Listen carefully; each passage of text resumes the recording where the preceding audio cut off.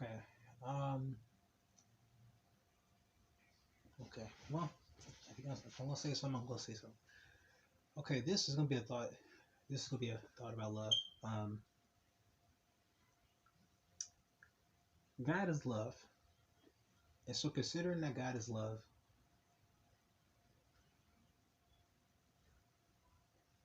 He has to be absolutely love, right?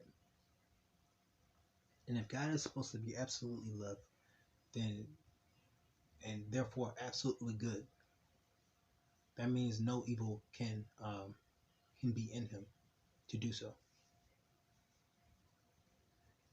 And so, what can we could suggest that is absolutely evil? You know, things that are not good, things that are not helpful, things that are not kind, things that are essentially unproductive.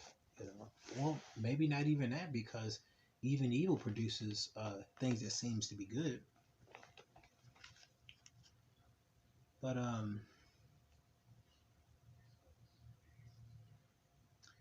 in Romans chapter 1, verse 28, it speaks about, and I'm going to replace God with love because the scriptures say that God is love. So,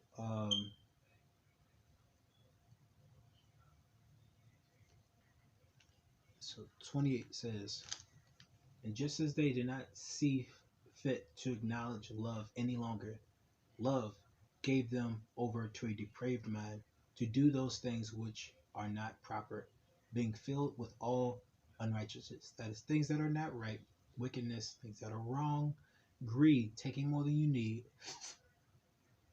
evil, you know, completely, absolutely unloving, full of envy, wanting what someone else has, murder, ending someone's life before it's time, uh, strife, fighting with someone, deceit, not telling them the truth, malice, bearing hatred toward that person.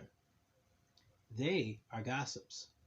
And, if we understand the basic idea of gossip, that's just, you know, defaming, talking about someone that is not found in the truth, talking about another person not in an untruthful manner. Um, and here's another one, which is interesting: slanderers. So this isn't just talking behind someone's back about people that's about things that are not true.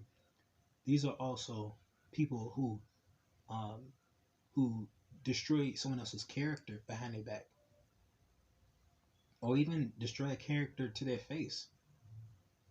Haters of God, haters of love, insolent, arrogant.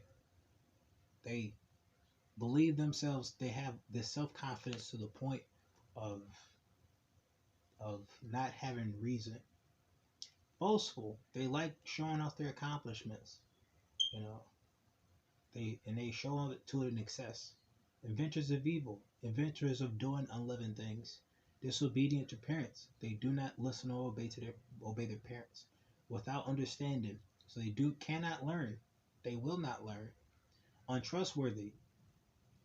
If we understand how trust works, trust is when someone has shown favorable activities and behaviors, and they've shown that in consistency. So therefore, you can have faith in the present and also the future. You have faith in the future because the future is unknown, you know. And so you have faith that that person is going to behave positively to you in the future or as the days go on in the present.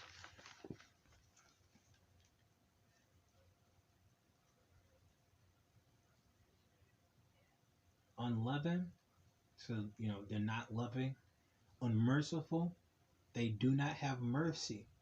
So even if somebody's right and they deserve a punishment, they are unmerciful. So they are people who are understood to be who do not exercise mercy, who continually do not exercise mercy. So not having shown mercy might be having a person, um, you know, he was in the wrong, this person was in the wrong, and then throwing this person, locking them up. It reminds me of the parable of the slave and the king.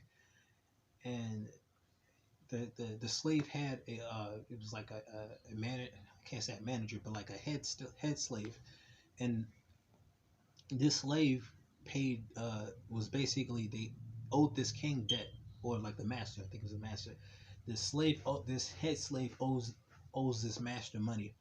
And so the slave pleads for his life, saying, "Please, he's like, I can throw you.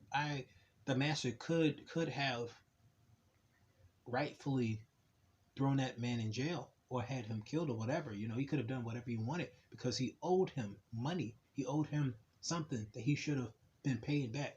But he instead, well, even though he rightfully has the onus to enact judgment, he doesn't. He gives him mercy. So he is thankful in his heart, so grateful. And so what happens is another slave isn't puts the roles are reversed. Now it's the time for him to be merciful. Instead, he is not merciful. He actually, grabs him up and say, "Pay me what you owe me." And then the master sees this and says, "Why didn't you do the same thing that I did to you? Now you're gonna have to pay me, every cent, you know." And I forget something else happened, but basically, like, you know, it's like love begets love. It brings the onus on the other person to perform love. So good and next good. You have these people where they say, why can't you just be a good person? And that's just it. You have faith in good. You have faith in loving activities, loving behaviors. And essentially the Bible doesn't condemn a person for being loving. The Bible condemns a person for being unloving, you know. And that's what the point is. That's the onus behind it, is that the Bible condemns a person's unloving behavior, unrighteous behavior, selfish behavior. But it has its details, especially wisdom, uh, appropriate action, and yada yada yada. But essentially, this gives these concepts legs and feet to walk on, rather than I believe it just cause. I believe good things just cause. The atheist loves to say, you know, um, well, I don't murder, you know, and they say, well, I'm not murdering you because it's wrong to murder. But it's just like, by what standard are you judging that on? It's not good to murder. You say, oh, I'm judging it based on society because society has agreed that murder is wrong. All right, go to another country and be of a different gender and make that same argument, where being a woman might not be in your best interest, especially in this place. Or if you're born a female in some other country, and you're not a male, and you're considered less than of a male, then you say that. They say that comfortably here. And people have their freedoms to do that, but it's just like it's rather inconsistent to suggest that, oh, you just believe it just because that's a subjective standpoint.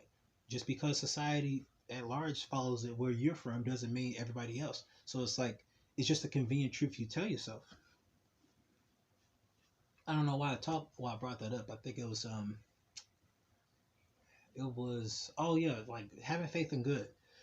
With this, at least you have to have faith in God, and in the kindness of God. Therefore, excuse me, the kindness of love. You put love to its highest standards. You lift love up. You say, and you understand this is a deity. Like what greater understanding could you possibly? I don't know. It's just like to understand that the creator of the universe is love itself. You know, just understand that there are absolute love. That is the being who consists of absolute love. Like, people in our context, we say like a lot of stuff like, oh, that's silly talk. What? And so It's just sometimes it's tiring to hear people just talk about their perspective and their judgments and criticisms about things they can't comprehend personally. You know, if you consider the mindset that the concept of love will be erected to be a deity, if God is love, you know, then it makes sense to me because it's the greatest good you could do, especially in action of love. It is good to another person, you know. So you say, oh, that person's loving, you know, because they do good things to other for other people. But also the characteristics of love is to do right, you know, is you know to. I was thinking about something like concerning like if I'm doing right to somebody, then what does that mean? What is that right by law, or is that right for their humanity? You know, you might consider um like in the Holocaust smuggling the Jewish people and lying to them to be morally wrong, but also some people would, I mean, not morally wrong, but morally right. But by law, they're lawbreakers. So are they wrong for breaking the law? Or are they wrong for uh for lying and and doing something illegal? You know, so it's like you have to run those numbers there because back at those times, their society said that the Jews were less than, that the Jews were the problem, and that the solution was to get rid of them. And it's just like, no, your society shouldn't always be your standard for a living. You know, shouldn't be because that society, you know, that society might redefine what it means to love somebody. You know, that society might redefine what it means uh, to hate somebody. That society may say that you're not supporting us, so therefore you have to go. You know, or you need to be put off somewhere.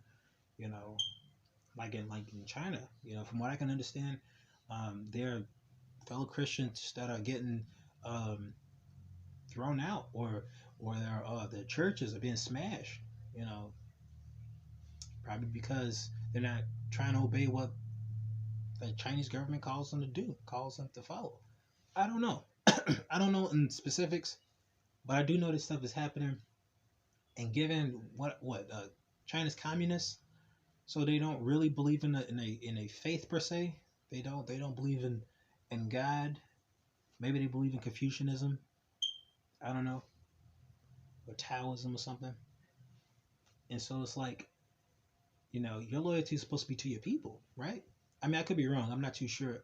It's been a while since I've learned about Taoism or Confucianism. But if it's about, you know, the Chinese being like, you know, basically nationalistic, you know, you serve us, you know, you are loyal to your country.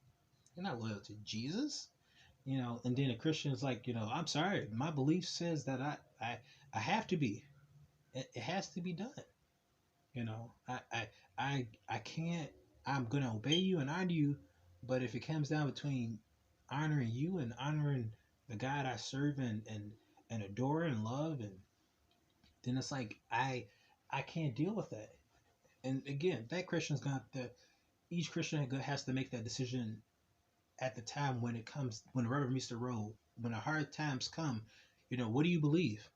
You know, and even then everybody has to come into terms when they die. It's like, what can I be at peace with, you know, with if I used to believe, if I said, you know, oh man, I was a Christian for like 20 years and then the gun came to my head and I was like, man, i'm I'm not believing this no more, you know. Then you have to consider those 20 years a waste, you know. And whatever, you know, Peter denied Jesus 3 times and Jesus still gave him forgiveness. But it's like the idea is just like at the very end, like, you know, who do you serve? You know, you serve love or you serve your self preservation. And those are just questions I have to ask you. Just, you know, what's really important, you know. And so it made me come back to this idea that if you die, you know, like you're gonna die at some point, you know. Everybody's gonna pass away. Excuse me. And so if that's the case, then like let's say that there's that point where you're at your deathbed and you're like, I'm tired. I can't really sustain this life of living. I'm gonna pass away. Like, are you gonna be okay with that? You gonna be happy? People like to hope and say, yeah, oh yeah, I think I am. I think I am. And it's just like you don't know. Like, let's say like Keith Green, musician Keith Green. Like, was it him? Was it him? I think it was him. Could be wrong. He died in a plane crash. I think him and his wife. Not sure.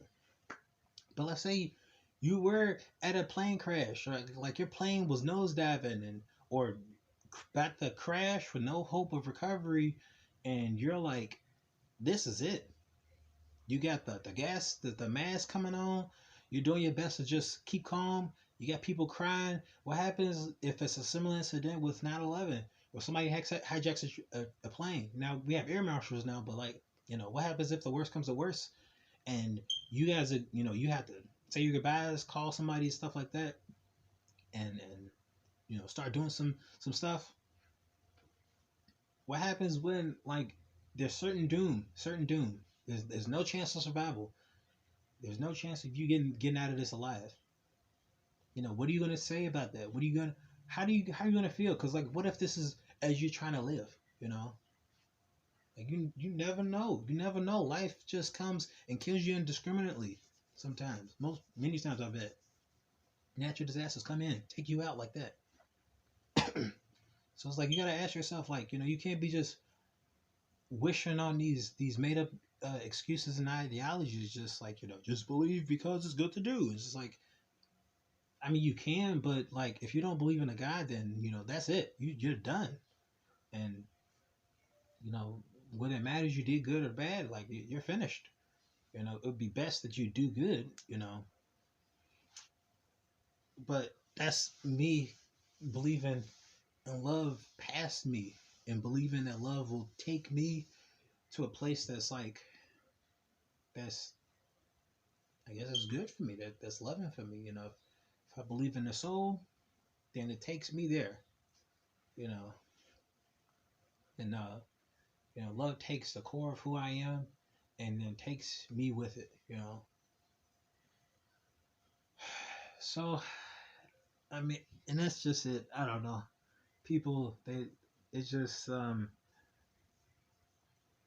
there's so much you could probably say, but at the end of the day, like, everybody's gonna pass away, and you just have the option of having faith of, okay, faith in good. Just do good. You have to have faith. You have to have faith. You have to have faith and confidence. You have to have confidence. You have to have with faith these things. And acknowledge that the world works in these ways, and have faith that um, that is going to keep doing it. You say, hey, well, I've done scientific studies. I'm like, what we knew ages ago, we don't really believe now. We believe the stuff, but we built off of it. So it's not, the original idea isn't even there. But I don't know. People will believe what they want to believe. I'm just a believer in Jesus, and I take that in faith. And take it in faith that Jesus died, like that love demonstrated itself, demonstrated, exercised its own capacity. Um, that it absolved us from our guilt. It died for us. That it came in a person.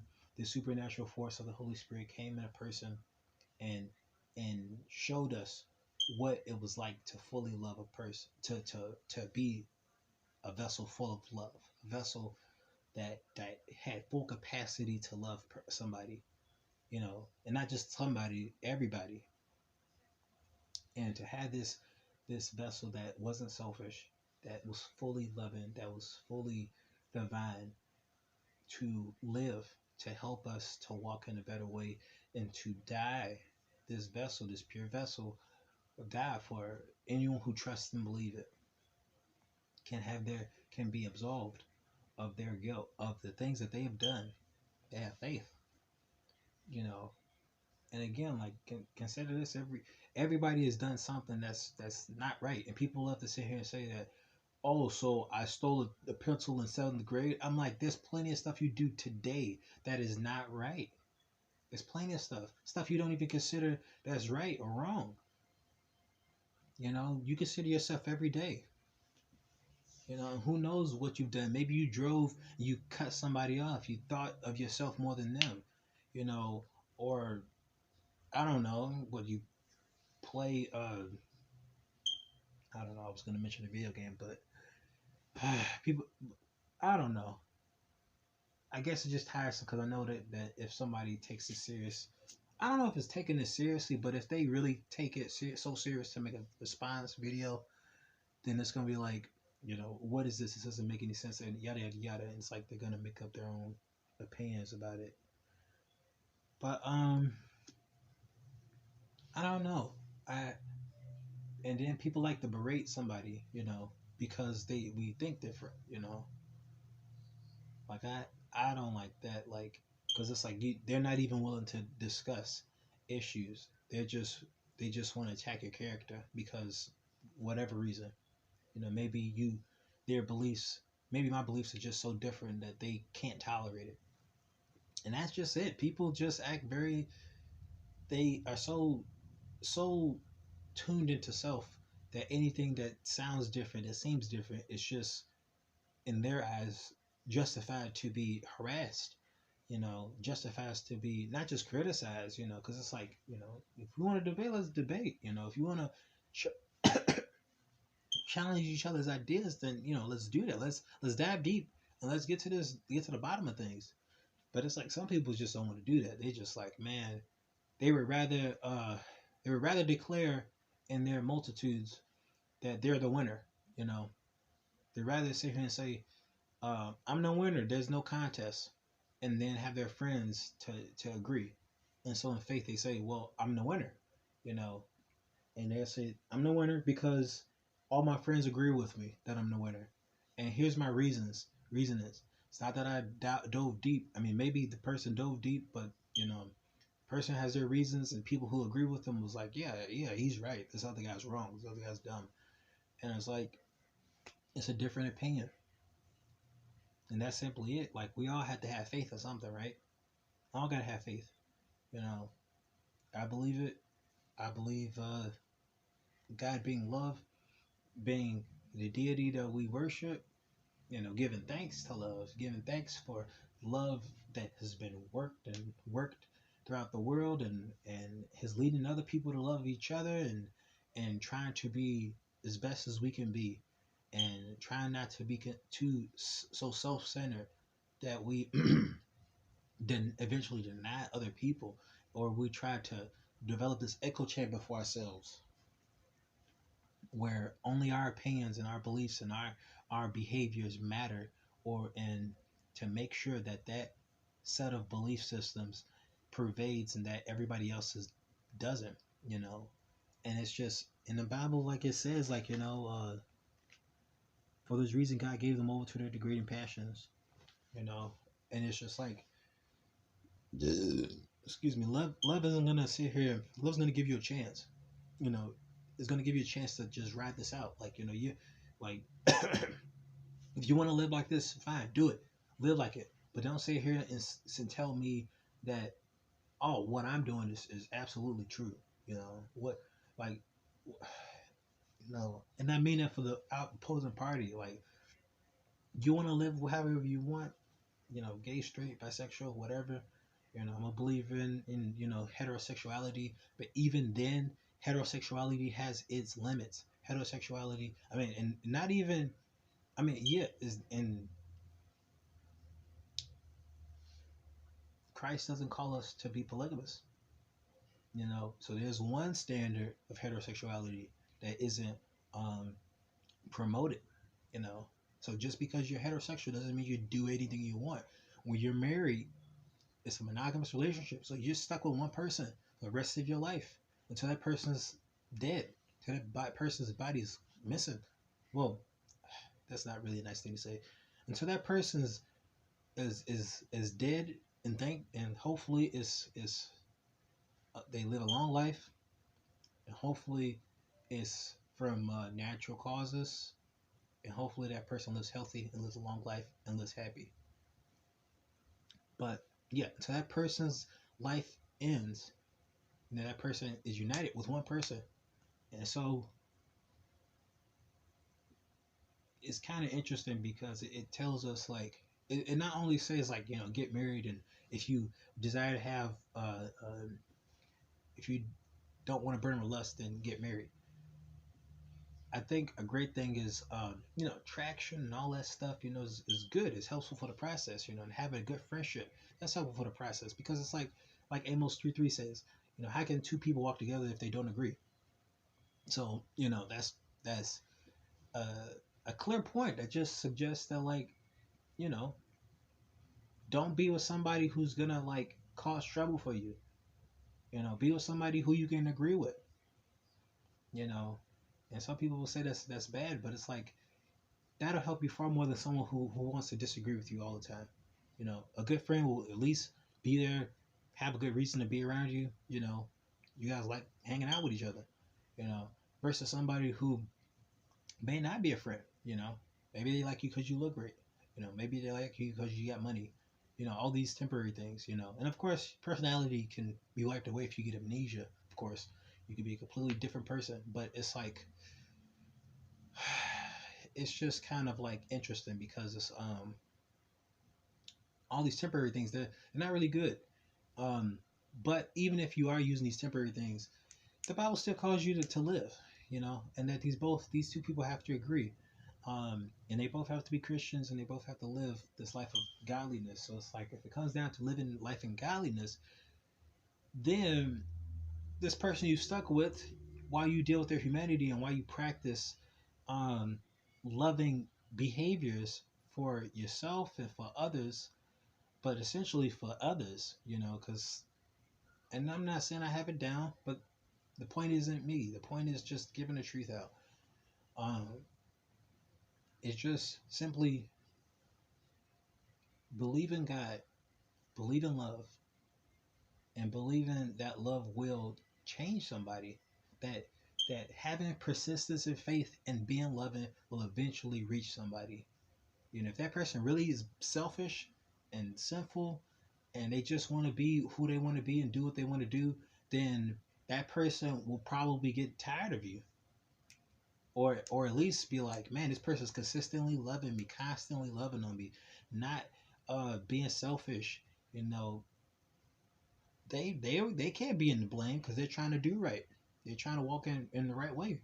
So you have only yourself to point to. It's like, man, I guess that's me. I guess, you know, because like, who else you gonna blame? Especially in this relationship, you just like, man, he's just so loving. He's so selfless, you know. And then he tell you, well, yeah, I died to myself. I'm living to God. I'm living for righteousness. I love you selflessly. I'm doing what God has honored me to do. And I understand you're human, and I'm just gonna be patient with you. I'm gonna be just try to be committed. I'm gonna be like Jesus, Christ, who loved the church, his bride, and died for her. So that's what I'm doing, and I'm gonna try to do that consistently. And it's just like, just imagine that, like, that person's gonna do these things consistently. I'm like, either you're gonna be annoyed with that, and be so self-centered that you want to just leave and want to do your own thing. Just like, nah, I'm cool. Man, well, I don't want to feel bad about myself, and I do want to do what I want to do. So I'm gone. I'm gonna just do what I want to do. Or you're gonna consider it like, man, he's being great. I feel like crap because, like, you probably have a conscience, you know, because like it says, like what it says in Romans, that God has written it on our hearts.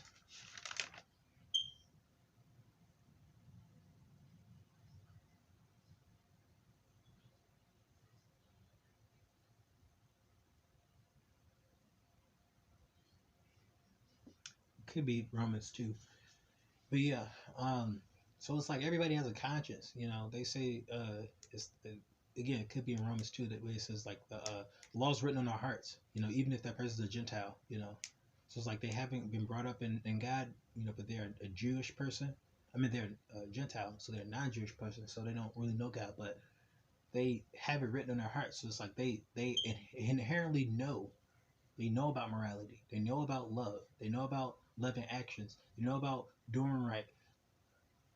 And I think that's a maybe that's a point we Christians have to kind of slow down on, because we say, what standard do you have? And even if we debate this objectively, uh, it doesn't necessarily matter, because morality and right living and doing good things will be, it won't even be counted against them. That's just something that's in them to do. What will be counted against them is the selfish, unloving actions that they have been doing. Every single one of them. That's what they'll be judged on. Even in, I can't remember where, but it says like, for these righteous things I will not judge you, but for like unrighteous things or something like that. So it's like, again, God's not gonna judge us on our righteousness. Like whether you're whatever, whoever you are, you're not gonna be judged on your unrighteousness. What you are gonna be judged on is your unrighteousness, your selfishness, your wicked deeds, your impatience, your impotence. Even, as it says in 28, 29, your envies, your the hatred that you have for somebody, for those who murder, that's going to be counted against you. Your strife, your fighting, your deceitfulness, your telling, not, you're lying, not telling the truth, your malice, your hatred, talking about behind somebody's back, your slander, your haters of love,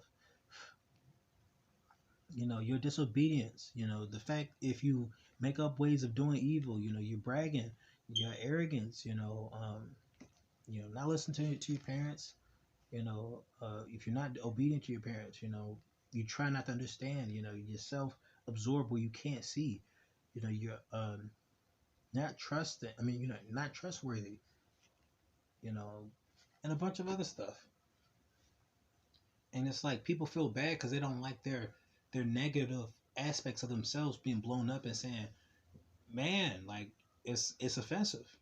It's offensive to them because they don't like that. People, it sucks because people don't like it when you tell them how wrong they are.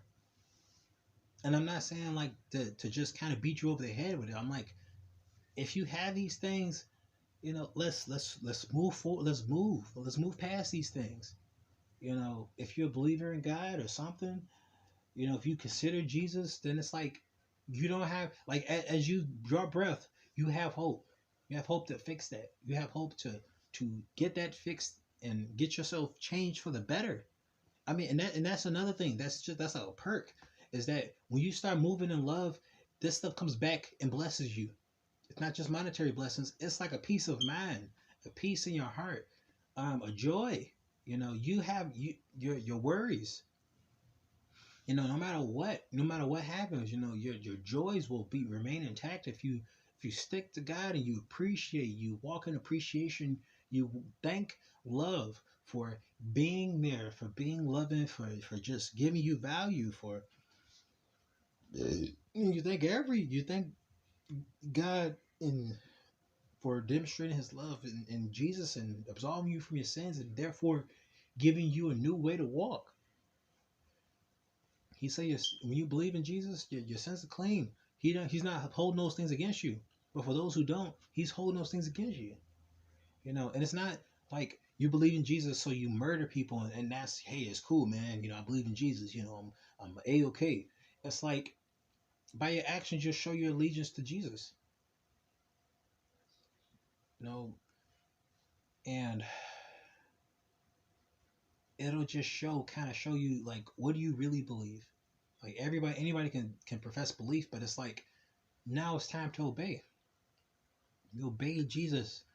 And so what is, like, you say, I'm sorry, it's like, what does that mean if it comes down to obeying Jesus? Now you have to walk in this love, walk in this loving path. That's absolute love. That's God. And therefore in Jesus, you do this ceremony to show that you are following this God of love. You get baptized, so that you say you baptized under the name of Jesus, the Son of God, the Son of Man, who's prophesied to take your sins away and to therefore complete the prophecy, and you know your sins are taken care of. You give thanks to the Father who has orchestrated this and who is essentially Lord of all things, who is in himself love, the very essence and purity of love. And you give thanks to the Holy Spirit, who is the helper, who will be given to you to help you during these trials.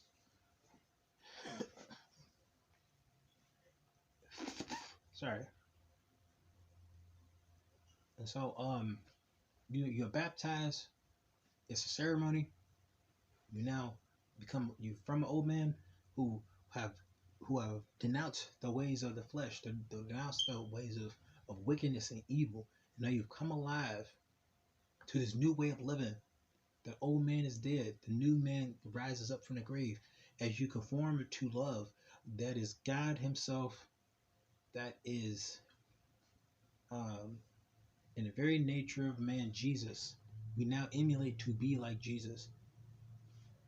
Therefore, you are united with God in terms of righteousness, and we move forward in that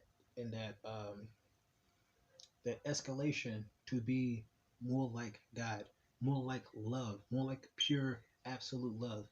And so we keep moving, and in this process, we are wrestling with this fleshly body that continues to persist. We have in the ceremony of baptism, you have declared yourself to die, but but your flesh is still around. Your flesh still persists. Your flesh still desires, it craves itself, craves selfish, sinful pleasures, things that are unleavened. And many of you and me have had these selfish, loving pleasures. And again, this isn't like, if you don't believe in God, you just, just because you don't believe in God doesn't mean you aren't loving. And just because you don't believe in God doesn't mean you are living. It doesn't really mean anything to you. But what it does mean is that your behavior, you know, like the onus of your behavior, and essentially, and again, you can have faith that, oh, I'm just believing in the flying spaghetti monster to be good, a good person. Again, you have faith to take that faith where to as large as longest conclusion, and then hopefully you're okay with that when it's time to go. Hopefully you're okay, man. I'm gonna die. Okay, giant spaghetti monster, take me home. Even though flying spaghetti monster is essentially a joke. It's a joke in religion. It's like if you're okay with dying to a joke, dying uh, under the pretense of a joke, you're free to do that. Especially in America, you believe it, man. And I mean that honestly for myself personally as a joke. But it's like if you want to devote your life to a criticism of a faith that you don't believe, and essentially is a waste of time, that truly is. Instead of living your life, you're spending your time criticizing something that isn't real. Like I wouldn't waste my time doing that. I just like if I were those people, I'd just try to live my life, try to cling to the best of life because this is it. That's it. This is it. You know, if God don't exist, you hold on to this life. You suck up as much as you can because when your date is finished, it's gone.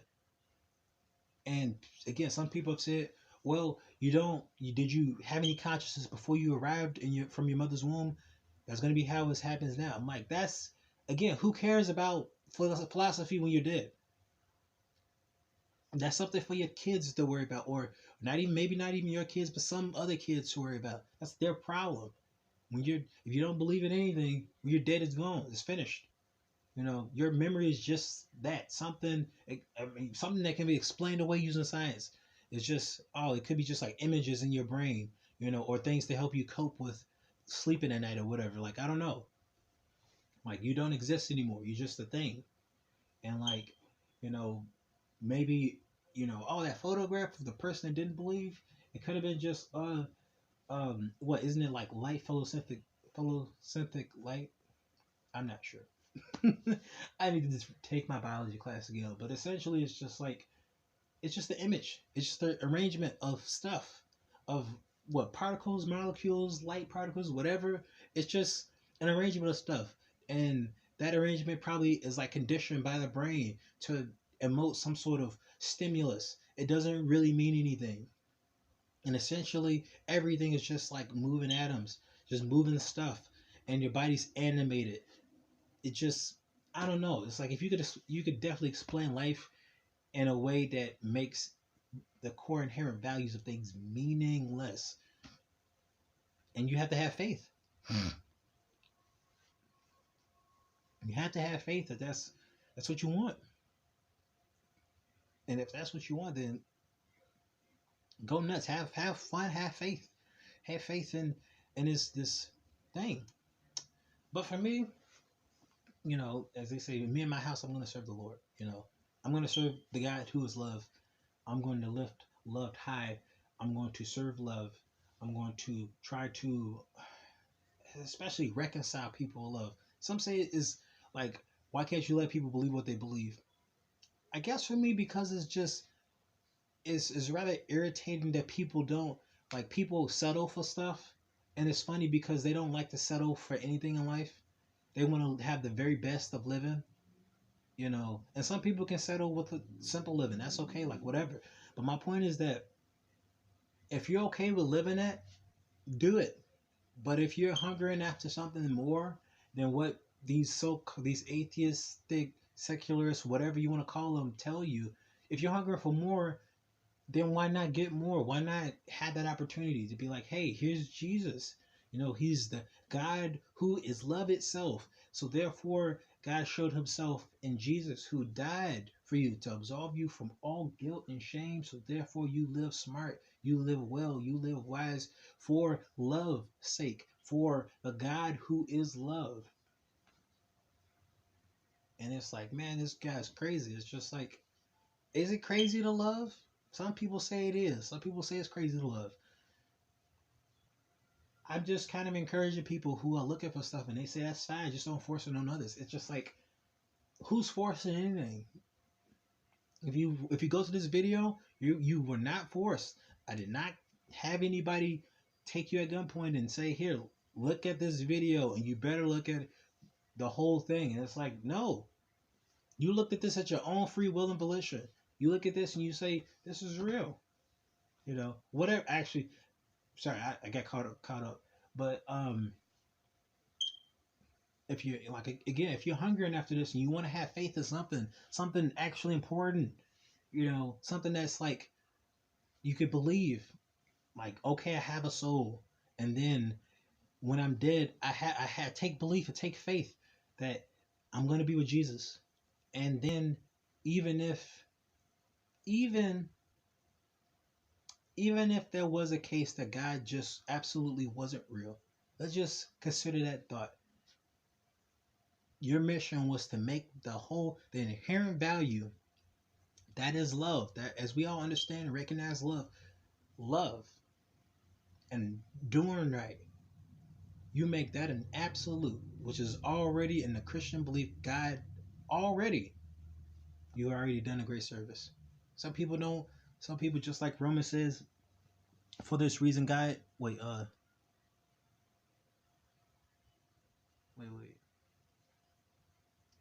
okay. For 25, for they exchanged the truth of God for a lie, and they worship and serve the creature rather than the creator, who's blessed forever. Amen. That's how they do it. It could be the very essence God, could be because he's love. He's the very essence of love, but they say they didn't acknowledge him as God. And they exchange the truth of God for a lie. The truth that God is love for a lie. So he's something else. He's a big man with a wig. With a giant beard, and he's just down there looking down at us and just wringing his hands, saying, "Oh man." Or he's like whatever that show is where he's he's not Joe Pesci. I forget the guy. He's the actor. Uh, he yeah, he was from them Adam Sandler's movies. but like he just kind of sitting there like an alcoholic, just like a alcoholic, like a regretful alcoholic father, just like, man, I'm just sick of these people, man. Oh man. And then he got his angels like trying to sober him up, like, hey, it's okay, man, you'll be all right. And he's just like, I guess so. Man, I'm gonna start over. It's just like, whatever, man. Like, y'all do what y'all do, man. That does not concern me, because that's not what my faith is. But and and maybe they're trying to search for good. I don't care. It doesn't matter. It doesn't matter to me. But my point is just having faith in love and believing that love changes things. Love changes people. Love still presses on and pursues the greatest good, and tries to pursue this good while not seeking selfish gain. You know, and again, you still have to live. So it's like you still have to work hard. You just work hard for the glory of love, for the glory of God, who is love. And guess what? That, to me, that's tangible. That concept is tangible, because it's like, work for the glory of love, for the awesomeness of love, for the greatness, for the enthralling nature that is love. Yeah, I believe in love. Work hard for love. You know, yeah, people like, and again, like, if you believe that love is possible, is capable of going into the hearts of men and changing them, and just like, it's just a matter of time.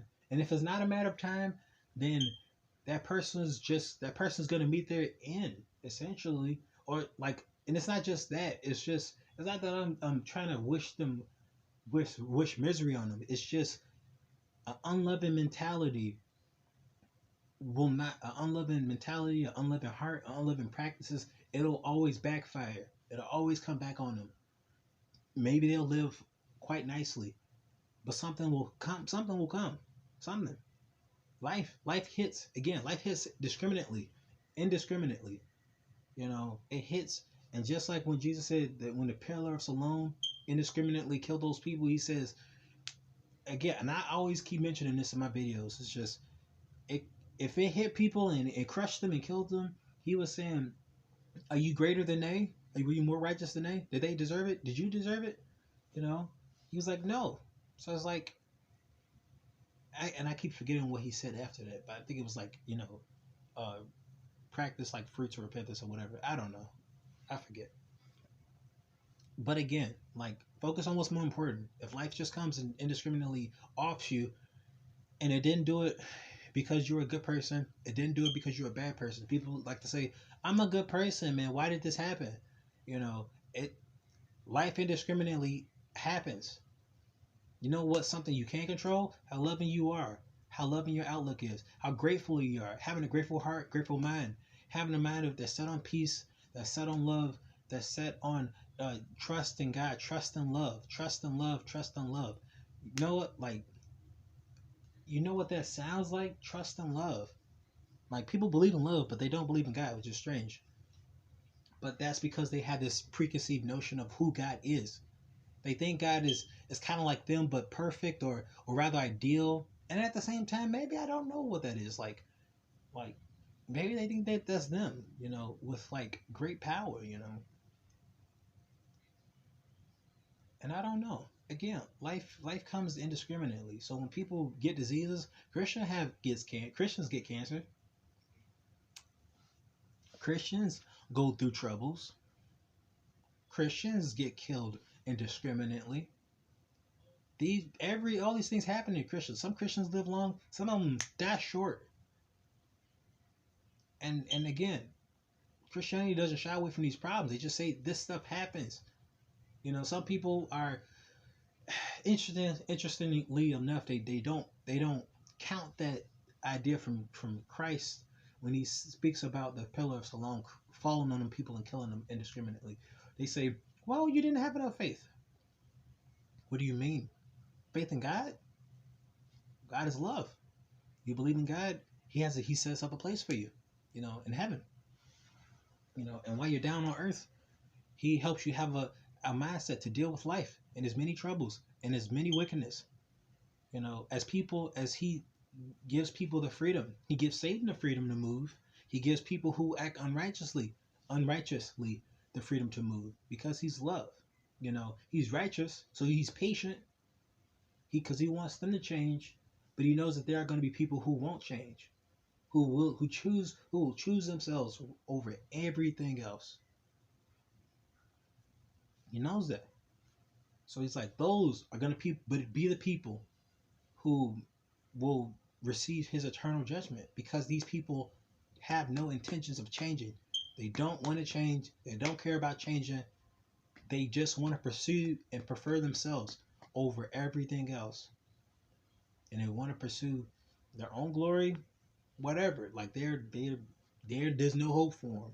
So it's just like putting them in a place, like if they're going to be totally unloving, absolutely unloving, then it's like Jesus has eternity of torment for them. What is and some say that the weeping and gnashing of the teeth is like personal, so it's kind of like a personal torment. You know, I don't know. I know they say that that's where it is. Some say that that's just the aspect of living apart from God. I don't know. I just know that their fate is not pleasant, nor is it. It's going to be apart from Him. It's going to be unleavened. You know, it's going to be the grave. It's going to be death. They say the second death.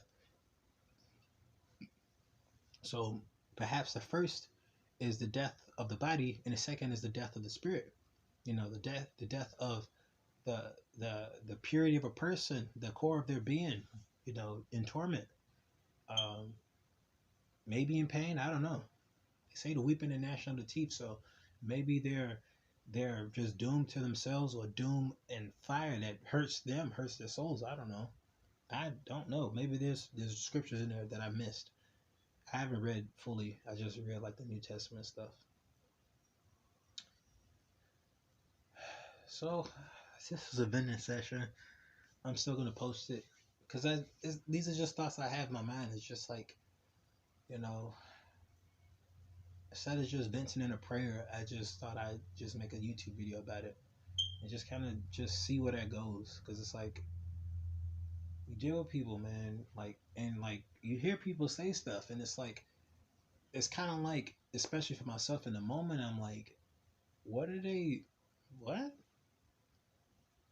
He did what? He said what? I don't know, man. That don't make no sense to me. So I'm afraid this video's not gonna be big enough to support it. But yeah, that's what I believe. This I'm in the venting process. I'm kind of questioning like life and reality in general. Not so much that I want to die, but it's just kind of like what's important, man. Because at the end of the life, we all have to pass away at some point, sometime. Some people live a long life, and some people don't.